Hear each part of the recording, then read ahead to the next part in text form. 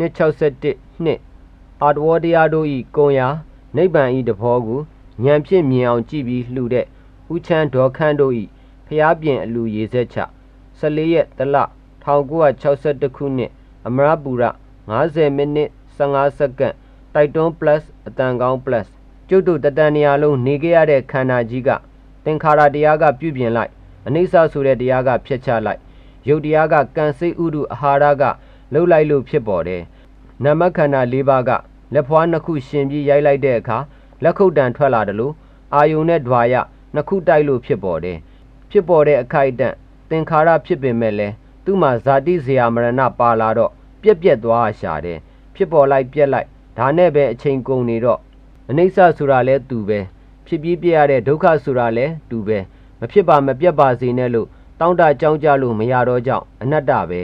ခန္ဓာကိုယ်ကြီးမှာငကိုကဖြစ်ပြက်ပဲရှိတယ်ယောက်ျားမိန်းမမရှိရုပ်ကလေးတွေကလည်းငြိမ်လိုက်လှုပ်လိုက်ဆိုတော့ငြိမ်တဲ့ရုပ်ကငြိမ်ပြီးချုပ်သွားတာပဲလှုပ်တဲ့ရုပ်က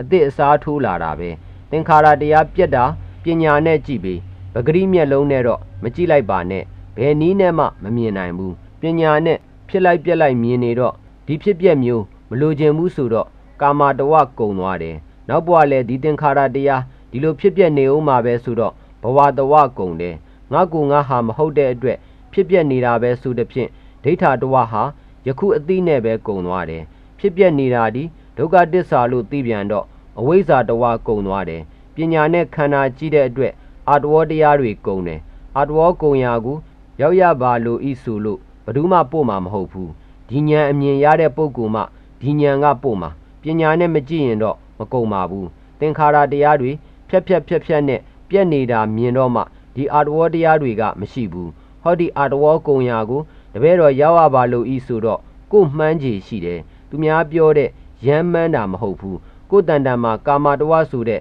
လောဘမရှိလို့ရှိရင်ဘယ်မှပြေးကျင်လွှားကျင်စိတ်မရှိဘူးဘဝတဝဆိုတဲ့ဘုံဘဝတောင်းတတဲ့လောဘမရှိဘူးဆိုရင်ဘာမှပြရခတ်เสียမလို့တော့ဘူးအာတဝကုံရာဆိုတာသူတို့မရှိတာအာတဝလေးခိတ္တချုပ်တာနဲ့ငြိမ်းချမ်းသာယာမှုလေးရနေတယ်အခုခဏမရှိတယ်လို့အစအဆုံးမရှိတဲ့နိဗ္ဗာန်ဘယ်အခါဘယ်ကာလမှအာတဝတရားနဲ့အာယုံမပြုတ်နိုင်တဲ့နိဗ္ဗာန်ဤငြိမ်းချမ်းသာယာမှုအစစ်ကြီးကိုရလို့လူတန်းပါဤလို့ပြင်လိုက်ပါဒကာဒကမတွေခန္ဓာကိုယ်ဟာမိလောင်ခံနေရတဲ့မိလောင်စာခန္ဓာကိုယ်စက်သမီးလောင်နေတဲ့ပုဂ္ဂိုလ်ကြီးပဲတခါတလေဟာရယဝတ္ထုပေါ်ဖြစ်တဲ့လောဘမီးကဘိုလ်ချက်မကနေစတောက်တာပဲတခါတလေမကျေနပ်တဲ့ဒေါရမီးကခန္ဓာကြီးပဲလောင်တယ်ခန္ဓာတည်းဖြစ်တော့ကိုယ်ခန္ဓာလောင်ပါပဲမောဟမီးလောင်လဲအကုန်ပြောင်တာပဲတောကမီးစိုးရင်တယ်ဆိုလို့ရှိရင်တကိုယ်လုံးလောင်ချလိုက်တယ်ပရိဒေဝမီးငိုခြင်းတယ်ဆိုတော့မျက်ရည်ကိုရှံထွက်လာတာဒုက္ခမီးဆိုတော့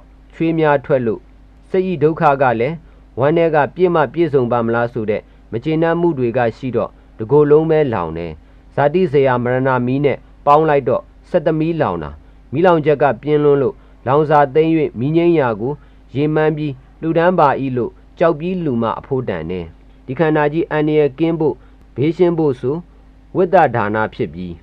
ဒီခန္ဓာကြီးမျိုးနောက်ရခြင်းလို့နောက်ဘဝလည်းဒီခန္ဓာတဲ့ကောင်းတာကြီးရခြင်းလို့ဆိုလို့ရှိရင်ဘဝတဝဖြစ်သွားပြီးငါလို့ငါရမှာပဲဆိုတဲ့ဒိဋ္ဌာတဝကလည်းလိုက်မှာပဲဝိပဿနာဉာဏ်ရံတဲ့ဒါနဒီအမြတ်ဆုံးဒုက္ခပိုင်နိုင်သိတော့ဖြစ်လဲမကြိုက်တော့ဘူးပြက်လဲမကြိုက်တော့ဘူးဒုက္ခတစ္ဆာမှုမကြိုက်တာဒီမဲ့ပဲမဲ့ဆိုတာနိဗ္ဗာန်ကိုသာမြင်တယ်ဖြစ်ပြဒုက္ခတစ္ဆာမမြင်တော့ဘူးသောတာပန်ဖြစ်လို့ရှိရင်ကာမတဝက၄ပုံတစ်ပုံကုန်တယ်ဘဝတဝက၄ပုံတစ်ပုံကုန်တယ်ဒိဋ္ဌာတဝကစင်လုံးချောကုန်တယ်အဝိဇ္ဇာတဝက၄ပုံတစ်ပုံကုန်တယ်ခမည်းတော်ပြုတဲ့ကုသိုလ်စေတနာကလူချမ်းသာနတ်ချမ်းသာနိဗ္ဗာန်ချမ်းသာ၃မျိုးတော့ပေးမှာပဲချမ်းသာ၃မျိုးပင်ဖြစ်လင့်ကစားချမ်းသာလိမ်ချမ်းသာကောက်က2မျိုးပါတယ်မယူတတ်ရင်မဟုတ်တာရမှာပဲလူချမ်းသာနတ်ချမ်းသာယူရင်ဒုက္ခတစ္ဆာဖြစ်မယ်နိဗ္ဗာန်ချမ်းသာယူရင်ဒုက္ခတစ္ဆာဖြစ်မယ်ဒီကျုံမှာ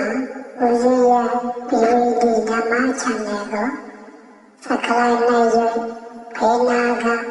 လောတိဘဲလေးကိုကြည့်ပြီးဟောကိုရေးသားပြီးပါယနေ့ကစရင်